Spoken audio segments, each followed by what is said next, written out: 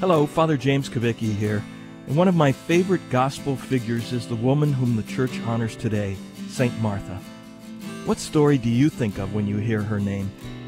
I imagine it's the one where Martha and her sister Mary are at home with a very special visitor, Jesus, to whom Martha complains because she's running around trying to pull together a good meal for him while Mary just sits at his feet listening. Jesus tells her to chill out, that she's anxious and worried about so many things, but that only this one thing is really necessary, being close to Jesus. My mother was so much like St. Martha, someone who worried and fretted about everything. So I think it was providential that it was on this day, St. Martha's feast, that she died 27 years ago.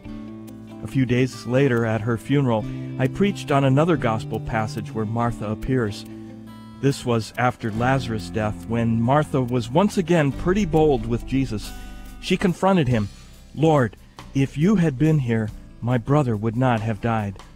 You can hear an accusation in those words, as though she was really asking, "So why weren't you here? Don't you care?" It's natural when a loved one gets sick or dies to wonder, God, do you care? If you cared, you wouldn't let this happen. It's natural to want to save a loved one from sickness and death. And while Jesus may not answer our prayers for them the way we want, that doesn't mean he doesn't care. He cared enough to share our suffering and death, to suffer and die as we all must one day.